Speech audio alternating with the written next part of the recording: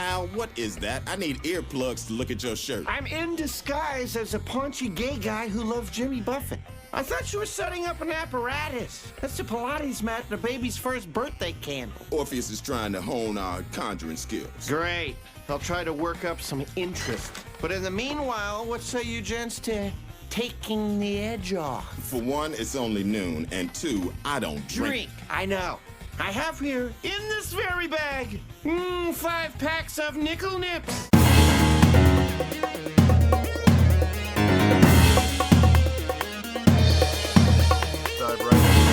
Hi! Welcome to Venture Bros podcast. To me, your host is always Bryan Dressel. With me, as always, is Graham the Ma'am Mason. Hello! And nickname Friedemann. This is me. I get it.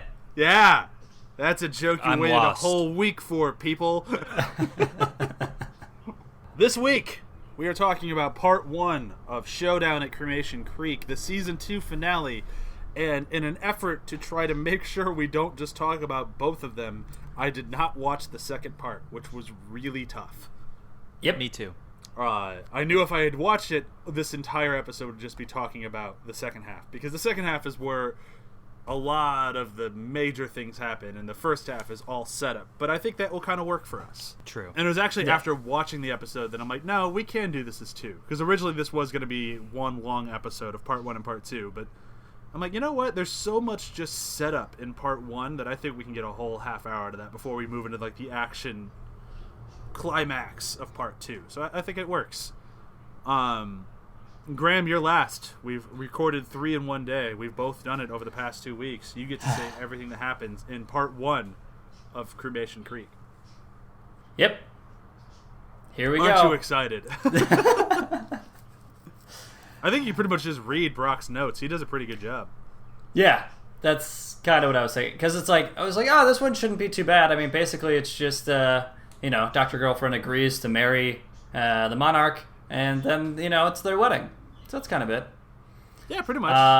Yeah, I mean, elevator pitch, I guess. Yeah. Less Yeah. than. The entrance of the elevator pitch.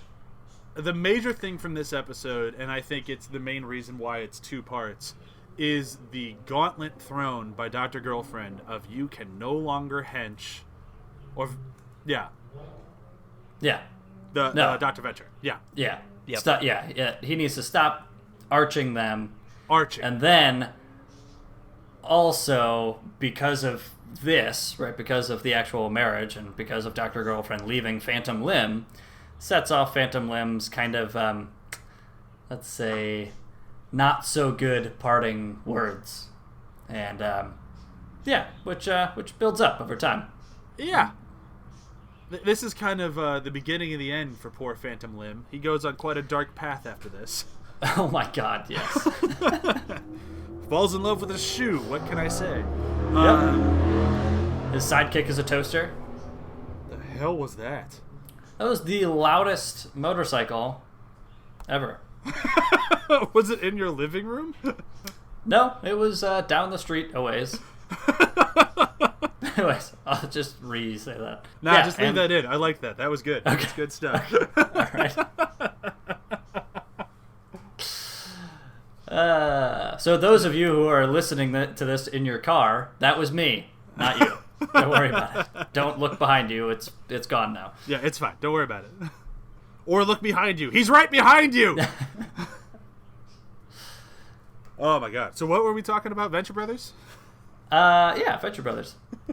Oh, and David Bowie is in this episode. Oh my So there's god. that. So, they did this episode a little different in the beginning. Like, this is one of the... correct me if I'm wrong. This is the first time we don't get the full Venture Brothers intro, right?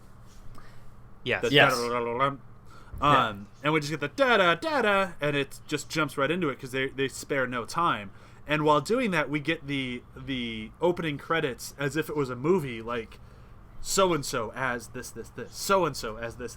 And it's great as it's like 5 names as all these people. But my favorite one is they don't want to spoil for you that Bowie's in the episode. And it's like, yes, so-and-so as super secret special guest. exactly. And it's good stuff. This is just having Bowie show up is such a wonderful payoff for fans of the show so far, because there's always been Bowie references. Like, clearly they love Bowie, and when he finally shows up, it's like, oh, Bowie. That makes sense. Now we get it. The major thing in this episode, and I feel like we should probably spend the majority of time talking about it, it's got to be Venture and the Monarch. For sure. It's an odd moment of being nice from Dr. Venture, where he agrees to be his best man. Although we don't see that moment, do we? No, he just gets coerced into it. Yeah. But you see him kind of like agree, with body language of like, all right, whatever. Yeah. And it's like, it's such a happy accident, and it works out so well that the first time ever in history the henchmen get their job done is when they weren't supposed to.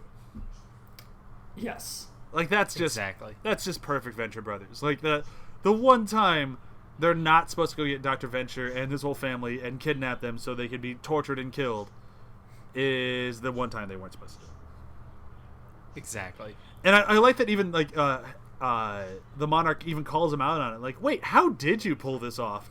And the whole story about him getting his shitty tattoo, and just all of them just jumping. It's just so good. And, like, even, like, and there were the casualties, of course. Of course. Like, it's an interesting callback, too, I think, to, like, the very... Well, I mean, I think we consider, outside of the pilot episode, the very first episode, which is... They also kind of get the jump on Brok then as well, but this time they actually managed to capture him instead of accidentally maybe kill him. Yeah. Well, they didn't have Speedy this time. That's true. Poor Speedy. But I think that, like, the whole thing is it's just like, oh yeah, they were drunk and they probably were just not overthinking it and they weren't afraid because of liquid courage, and there you go. And I love throughout, like, I think the beginning, like the first half of the episode, they're still all in their very roughed up state of like Yes. 21's like his hair sticking out of the top of his head, like Brok messed them up, but they were still able to somehow pull it off. Exactly. And I like how when the Monarch. I like how when the Monarch comes back and is just like yelling at all of them. He's like, ow, stop yelling! So I can hear him inside my head. It's like, yep. And I love when they're in the fucking jail cell, and like when Dr. Girlfriend comes down in a very understandable rage of, I told you not to do this, and here they are in our fucking holding cells, and just Monarch just thinking on his feet, already lying to his wife, which he does way too much, oh yeah, they were down here, and the blonde one's like, oh wow, is this a real jail cell? Can I see the inside of it? And then he wakes up, where am I? See? Classic Hank. The fact that Rusty was willing to be the best man I love, and then even though he's agreeing to be the best man, is trying to like bury the hatchet and whatnot, he still can't help himself and will always be the worst person in any room by trying to bang the bride on her wedding day. Yep. Classic Rusty. I think that's that might have part of the reason why he agrees to be the best man. Is I think as he is in the cell, we see him recognize her, and he's like, oh. And then maybe that gives him another thing of like, well, maybe I can come up on this one. And so maybe that's kind of why he agrees to help the Monarch out. It would surprise me. Like that would be very Rusty. Yeah. How can I use this situation to my advantage to try to bang a girl who has no interest in me? Exactly. Like, none. You can't find somebody who's less interested in you than somebody getting married to somebody else. That's usually the case. But in this case, it's like, even outside of her getting married that day, she has no interest in you, dude. Like, you were a mark. Yep, he is oblivious. And I love his blissful ignorance. Like, just the whole, like, no, she loves me, or she wouldn't have turned me into a butterfly. It's like, no, she just knew that plot line was a little dark for her and her boyfriend at the time, so she backed out of it. That's it. Also, she doesn't recognize, like, what he's talking about for the first minute or two of the conversation, and then she's like, oh my god. That's right, we did that so long ago. Yeah, so long ago, and it meant so little to me. Like, exactly. And, like, that's something that Rusty has, like, set up his whole life on, and it's like, yeah, nah, nothing, no thanks. That was a Tuesday. Yeah, exactly. To quote fucking Street Fighter. Oh, that classic movie.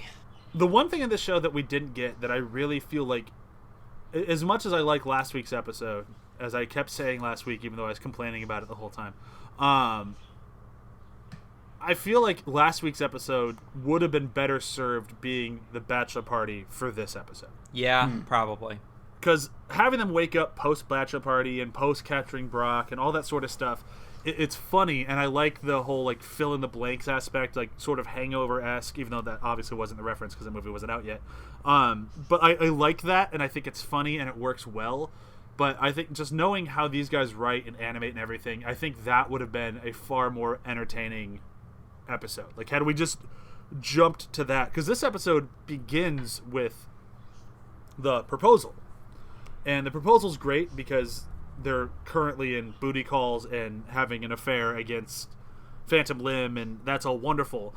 And then they decide to get married, and, like, that all works out great. But I still think that all of that could have been served in the episode with the bachelor party better. Hey guys, this is Bryan. At this point in the episode, my computer decided to take a big old dump and just died.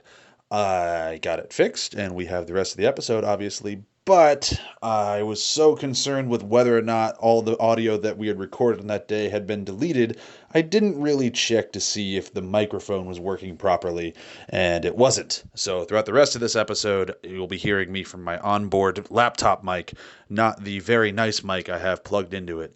And this doesn't annoy me at all. So please enjoy the rest of the episode, and I apologize for my horrid voice throughout it, but I promise you the content is good. All right, goodbye. I love you. I mean, wait, that's weird.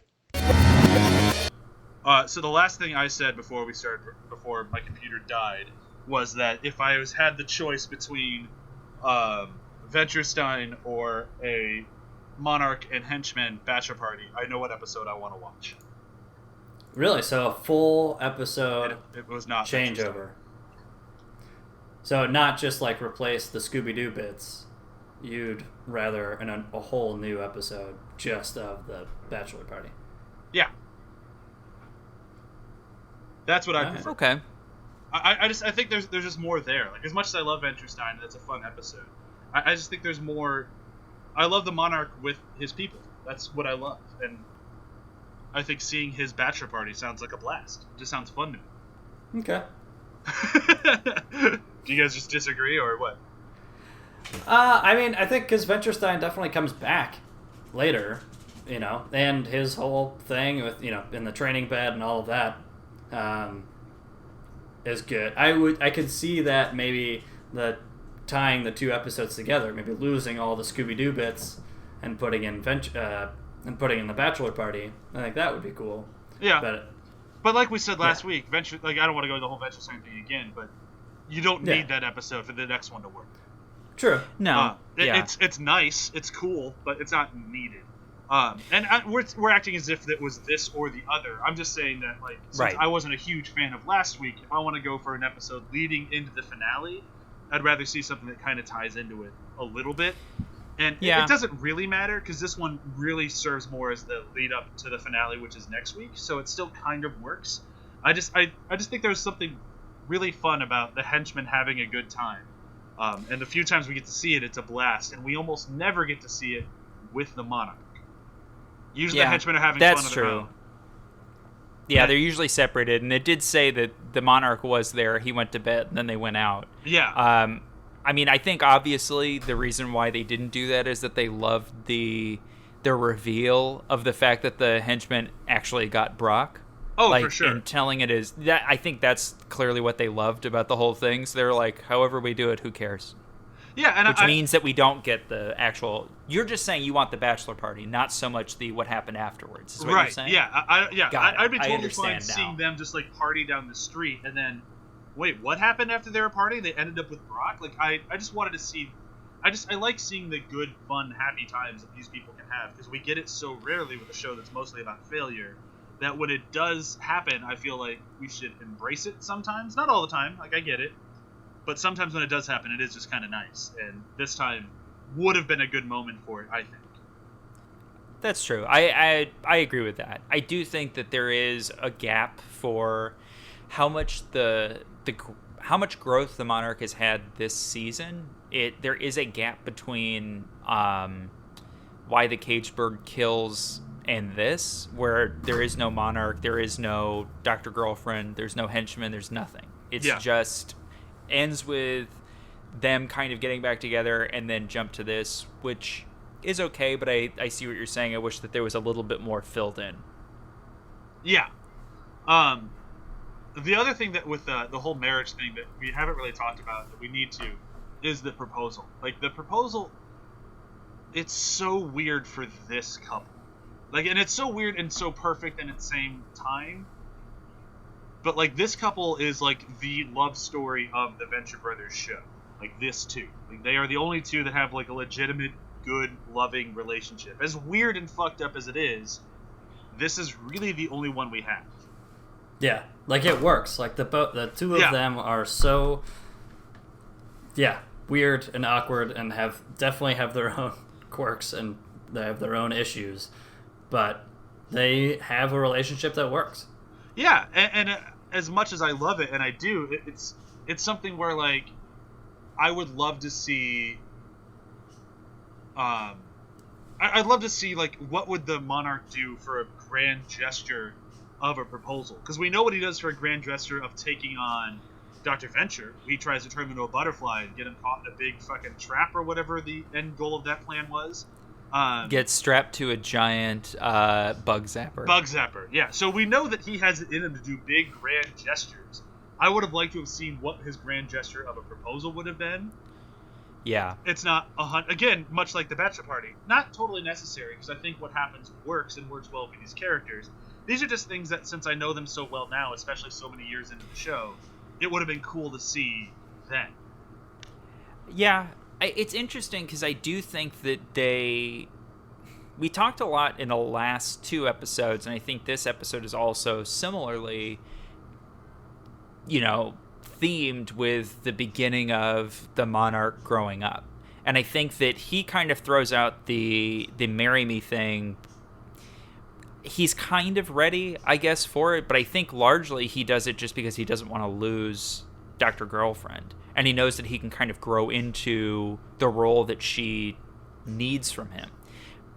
But I think that he isn't really, to be honest, like ready to actually be married because he isn't doing a grand gesture. He's proposing in a motel room. Not that you need a grand gesture, blah, blah, like regardless of how you feel about marriage, But I think that for him, he's just not sure what he wants other than he wants her, and this is important to her, so he's going to try and do it, but he really does kind of like lowball the whole thing. Yeah, which is why I take just slight issue with it. Very, very, very slight. Because they are such a good relationship, and because we know where they go and how great everything works, it feels weird that the only reason that she is Dr. and Mrs. the Monarch is because she was going to leave the hotel room, and he wasn't ready for her to leave yet. So he just throws out a proposal. So it feels weird knowing how great everything is after this, that it started as such a last-ditch effort. Exactly. Which could it's still it's very Venture Brothers. Like, this is failure turned into success. Like, that is what they do, especially the Monarch. Like, that is what he's known for. He's gonna fail his way into success almost every time. Like, it almost becomes a running gag. So it works. It's just one of those things where it's like, as much as it works and as much as I love it, wouldn't it be kind of cool to see something slightly different? Yes. And it does lead to, like, one of my favorite jokes in the whole thing, where she pulls out the list of everything she would need to marry him, and it's like, where were you holding that list? What's on that presumably moist list of yours? Because she's just walking around naked in a towel or in a bath sheet, and it's like, where were you storing that paper? Yep. Ugh. But it only has 3 things on it. Like, that's Yeah. the other thing, too. It's like, she could have probably remembered what 3 things were. Exactly. If it was a list of, like, 25 things, then, yeah, maybe you didn't write it down. But 3, I think you could remember. Maybe it was more and she just wanted to hit the bullet points. Maybe. You see the list. It That's has 3 items on it. Yeah, You see no, the rest of the that's- page. There's nothing else on it. Well, maybe that just says how much Dr. Girlfriend loves the Monarch. Like, all right, if I'm going to marry him, I got to create a list of things he's got to fix. Oh, I guess it's only 3 things. Not that bad. I guess I will marry him. Yeah. I have a question. Shoot. Why does she want him to give up arching Dr. Venture? Because she's always number 2 to his hatred of Dr. Venture. She'll never be number 1 in his life. I see. Okay, that makes sense. For some reason, it didn't click with me this morning, and it's the first time I've ever really thought about this plot line. But I was like, okay, that makes sense. I just was not sure. Yeah, I've never really looked into it, but that's what I've always assumed, that while he's still arching Dr. Venture, she will never be the priority, and Venture will always. And he's proved that many times throughout the season, like back in the beginning when he's trying to like coerce her back into the cocoon. He shows up and he just totally forgets about it, and it's like that's why. Yeah. And the episode that happens at the mall. That's what I was talking about. That is. Oh, okay. Yeah, and like that. Yeah, those are the reasons why it's like, all right, get your shit together, and if you want to be in a relationship with me, then it's only with me. Right. And I think, prove to me that I'm a priority. Yes, and I think after he does that and proves to her that she is the priority, that's when she starts going like, all right, I guess like we've proven that we are number 1 for each other. We can go back to arching Dr. Venture. Like, but he needs to earn the right. It's kind of like in the long way around. Like this did happen, and they honestly probably wouldn't care if it did happen. But if you cheat on a spouse and the spouse doesn't leave you, you have to earn back that trust because it's lost. For sure. And this is the same thing. He needs to earn back the priority. That makes sense. And I think throughout the entirety of season 3 is him earning that back. That makes sense. She agrees that she loves him and will spend the rest of her life with him, but they need to fix that one major issue. And I kind of like it. Like I remember when it first happened, I'm like, well, this show won't be the same if he's not arching Dr. Venture. Like, it just doesn't work. And the more I've thought about it as just both character motivation for this episode and for everything moving forward, I think it was the right call. Like, I mean, obviously it was the right call, but for sure. It really works. And I think starting off this marriage with that caveat, I think was a great idea. And it does lead to Dr. Venture being at the wedding, which the wedding would not be as fun or funny if Dr. Venture and the boys weren't there. Especially the boys. Oh my god. So moving into that, how poor 24 got saddled I up with am Dean. obsessed. Well, we can rule out any chromium walls. And he's like, yeah, we can rule that out. Rule that out, then. God. Because 21 gets so lucky. He hangs out with Hank, who's just a positive guy and just wants to have fun being Russian Guyovich. Like, Exactly. Oh my god, you should totally grow one of those. like, perfect. And then poor 24 just has, why don't you go exploring in the engine room? Just don't touch anything. I will Would touch you with like- my eyes, not with my hands. Would you like to escort me? No. God. Dean is so aggressively boring. And, like, his early lifespan, it is amazing, honestly. It's so good. And it's just like,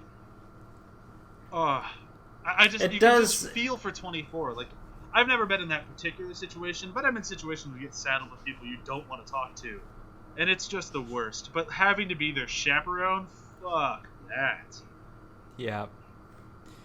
I love how Dean brings it up, too, and he's like, you know what I want to do? And it's just like, oh, sweet mother of mercy. Oh, my God.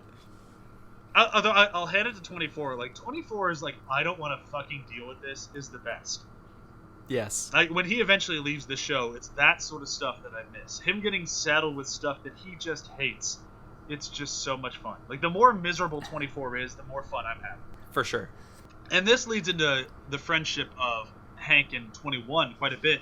And it's the weird thing is the fans put way more into their relationship than Hammer in public ever did. For sure. Like there's a thing out there, I don't remember if it was Comic-Con or New York Comic-Con or something like that, where somebody asked about the friendship between 21 and Hank, and he's like, I don't really see them as friends. Like they're always in uniform. And I want to say it was Doc Hammer who was like, I guess they'd be kind of friends, but to Hank, I think they'd just be the chubby henchman. Like he wouldn't know the number. He definitely wouldn't know his name is Gary, and he wouldn't care. And that was somewhat after this, like in between this and like when they eventually go their own way and he stops being a henchman for a while. But I always kind of liked them as friends. Like they're... Yeah. And they definitely develop in the future. And yeah, I mean, if we are jumping forward in season 4 or 5, when 21 is actually Sphinx, Yeah. and then Hank joins Sphinx as Destiny, and he calls him, they're talking on the phone, and he calls him Gary and all that. And starts calling him Viceroy. I mean, they definitely lean into that later. Yeah, it is kind of upsetting that at first you're like, oh no, they wouldn't be friends, but it's like in this episode, like they totally are. They're fast friends. They fall into this stuff, and like Hank's even talking to 21. It's like, why do you have all these toys? You're like, these aren't toys. He's like, well, what about this one, the head and the thing? And you're like, yeah, but what if he's like a magical head that like gives wisdom to? It's like, and then they are finishing each other's sentences, and then they're like, oh, they're gonna go play with toys right now. Yeah. It's like, that's what they're gonna do.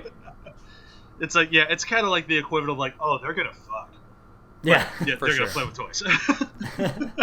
I think that like that's one of Hank's kind of like gifts is that he can kind of become friends with almost anybody because he is kind of like relentlessly positive in a bizarre sort of way. And it's like, you see that with everyone he becomes friends with the exception of kind of Dermot. He kind of infects them with like a positivity. Like Dermot just kind of stays negative in his own thing. We'll get to Dermot later. But like from the Alchemist to just everyone else he gets paired up with, they're always in a better mood when they're with Hank. For sure. Like he's just such a positive and fun-loving guy that you kind of just can't help but have fun when you're with him. Exactly. And I think they do a great job. Like this episode and the next episode, the actual finale, they do such a good job of like, you just gotta love Hank. It's hard not to. Like, as you can love Hank as much as you're annoyed by Dean, and like that's saying something. Yeah. Well, Dean gets better, I think. Oh, but he gets so much better. Oh So my much gosh, better. yeah.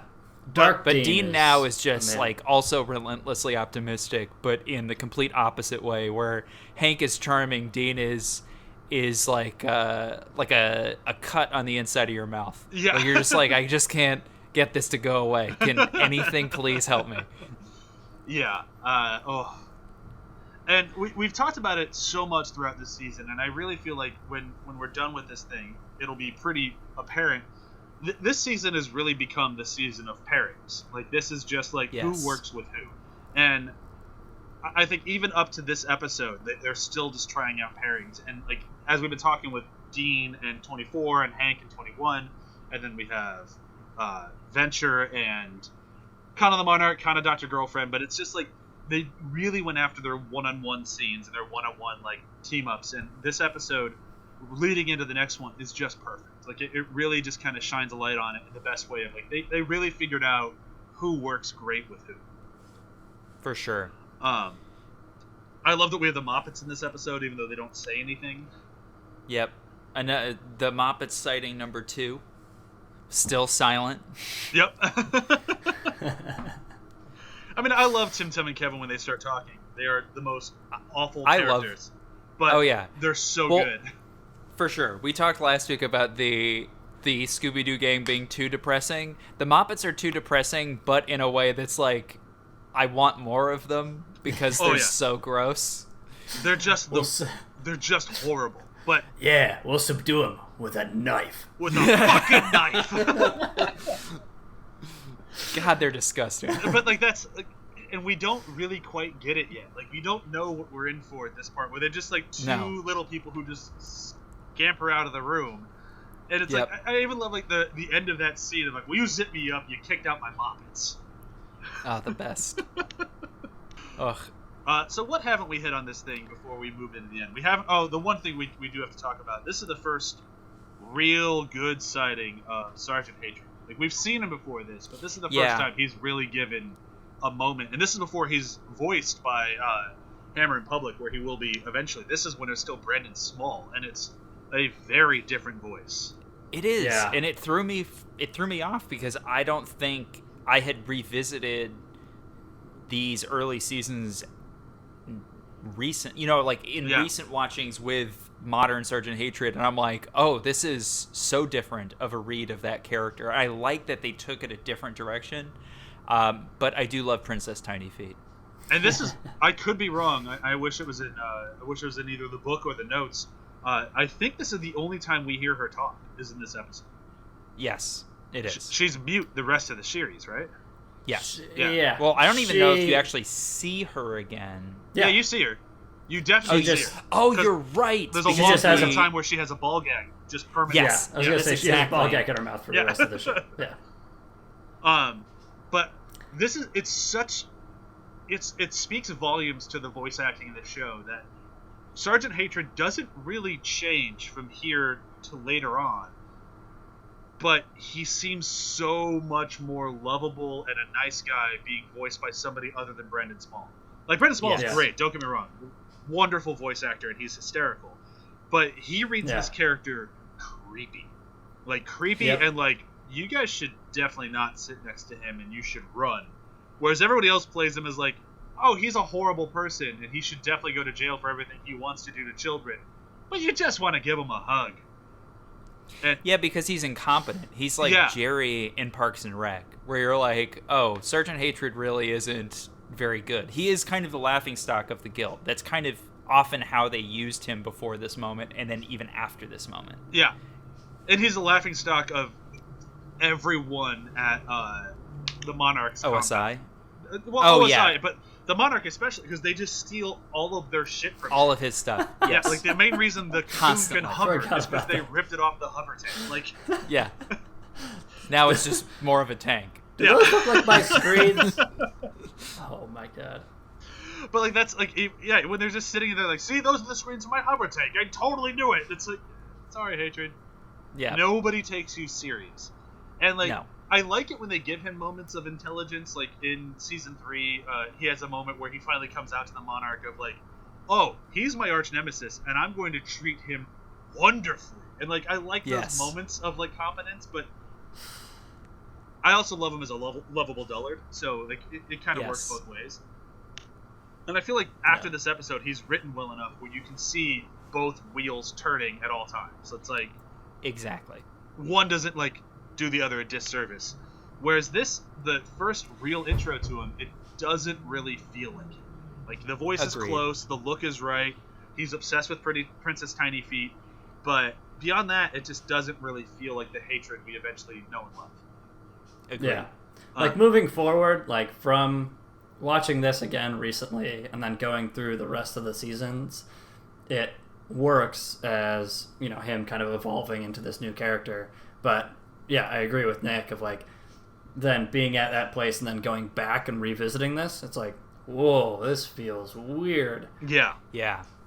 And it works. I still enjoy it. I love when they're doing like the end like climax and they're zooming into everybody's face. He's just got a face full of foot. Like, I love that. Like, it's still definitely Hatred. Like, always the wrong guy at the wrong time. Like, it's perfect. But I do like that they knew well enough to know what worked with that character and what didn't work, and just push everything that worked, and that's why he becomes such a popular character. For sure. We talked a little David Bowie. I think we've hit pretty much everything in this episode before. Yeah. I did want to mention when the Monarch goes to Phantom Limb to get that was Dr. Girlfriend's stuff, and then where Phantom Limb is just slyly hunting everyone who was in prison with the Monarch just to try to intimidate him. Yeah. Including their attorney, which was also pretty hilarious. But my favorite line out of that whole thing is the ending one where the Phantom Limb is like, revenge is best served like gazpacho soup. Cold, with precision and malice. He's like, Yeah, you can never have too much precision in your soup. It's the best. It's so good. I was trying to think if there's anything else that we missed. The one thing that we definitely didn't talk about that we need to, because they're a major player in next week's episode, is the Order of the Triad. Oh, yeah. Yeah. They do a little bit of time with Torrid, who I'm not going to waste any time in this episode on. Everyone knows my feelings on Torrid. But the major thing in this one that they talk about, or they spend time with, is let's just kind of be friends. Like, can we just put the whole being protagonist, antagonist thing aside and just kind of have a fun night? Exactly. And it's one of those things where I was talking about with, like, the bachelor party. I like seeing these moments. Like, I like that Jefferson Twilight ODs on nickel nips. Exactly. Like, just too much sugar, and he's like, sugar coma. Like, it's just kind of like, yeah, we're middle-aged men who like to dress up and fight arch nemesis. Like, every now and then we kind of need a break. Like, this is just kind of a hobby. It's true. And, like, I like that the alchemist is very honest about it. He's like, like, I'm into it, it's fun, but it's not really what I want to do with my life. Maybe if I was doing this 10, 15 years ago, I'd have been super into it, but right now it's just kind of fun at times. Like, I'm into mystery and craziness and that sort of stuff, but not just beating up a guy. Like, that's just kind of boring. The same guy over and over. Yeah. And I like that, because when they finally, he's like, well, I got to go do this, and this mystery happened here. He's like, but you're not interested in that? It's like, no, that's totally what I'm interested into. Let's go do that. That sounds fun. And I love those moments. Like, those are, like, I like the honest moments, and I think this one has a really good one. And then they bring in, how am I forgetting his name from Star Wars, which is just awesome. Nim Nub! Do we want to talk about pop culture references beyond Nim Nub, or do you just want to say Nim? Yes. I'm so ready for mine. Okay. I was gonna say, that is my pop culture reference. That was going to be mine, but Graham's going to take that one. So Graham goes first. Okay, yeah, all right, yeah, that'll be it. I'll take that one then. Okay. Perfect. All right, I'm going to go. Go. I'm obsessed with the, I feel so dirty when they start talking cute. I want to tell her that I love her, but the point is probably moot. And he's like, are you referencing Jesse's girl? And it's like, as she's walking up the aisle, every time in that episode I laugh, because I'm just like, God, he's such a fucking dunce. He's so terrible. So terrible. But wonderful. Yeah, exactly. Mine is it's more of a joke than it is a pop culture reference, but I'm still going to use it because I love The Alchemist. He's one of my favorites. He has a moment where he walks in and Jefferson Twilight sees his shirt and makes a comment about how he needs earplugs because his shirt is so loud. And he replies, "Is like, what? I'm in disguise as a paunchy gay man who loves Jimmy Buffett." Wasting away in Margaritaville. Whenever he says paunchy, it just makes me happy. And I think this is the last time he says it. But, like, the first time it was like, yeah, we should get in shape. I'm feeling a bit paunchy. Yeah. And then it comes back again. Like, I like it. It's funny. I also like the nickel nips reference, too. Oh, yeah, of course. All good stuff. I don't even know what those are. Nickel nips? Like the little kind of Coke bottle type things. Yeah. I mean, that's a version of them. That's not exactly what they are, but yeah, they were like do you remember those like old squeezy bottles that used to have like crazy faces on them and stuff? It's like a version of those. Not Mondo, but like the squeezables or whatever they were called. Like yeah, kind of, but like a mini version of that. So if you were to take all of the water out of that, make it into something that's 2 inches tall, to where it's literally just mostly like 98% sugar and 2% water. That's what it is. Yeah, that's a very good explanation of what that monstrosity of a product is. Yeah, and that's why he ODs on it, especially being diabetic. Yeah. Yeah. Is he going to be okay? Spoilers, yes he is. He's going to be fine. Perfect. All right, so next week we have the season 2 finale, Showdown at Cremation Creek, part 2. I'm going to be very sad to leave season 2 behind. I love season 2. It's like a warm blanket. But I also, as much as people hate season 3, I think it's going to be on us to make people realize season 3 is not bad. It's actually pretty great. And I'm excited to talk about a lot of things in there, which we will also do when we record next, because we record more than one of these at a time. But first and foremost, we have to finish up season 2. And like we did with the end of season 1, we're not going to do an order of season 2, because I actually think the order works, unless I'm disagreed with right now. No, I agree. Nick? Yeah, the order for this is I have no problems with it. Perfect. All right, so we will do a top 5 episodes for all of us, and we will read off. That will not be for the Venture Bros as a whole. That'll be individual to the co-host of what we think the top 5 episodes of this season are. And I think we'll be pretty varied on that one. Maybe not with the episodes, but with the order of the episodes, I think we'll be in disagreement. I think. Yeah. I'm not sure, but I think. But a quick round of plugs. Listen to After the Hype, athpod.com, where you can find all 3 of the shows from the ATH network, which is us, Venture Bros, After the Hype, and Samwise. All info that you need for any of those shows is on that website, including articles, which we've been writing a lot of lately, and they've all been really good.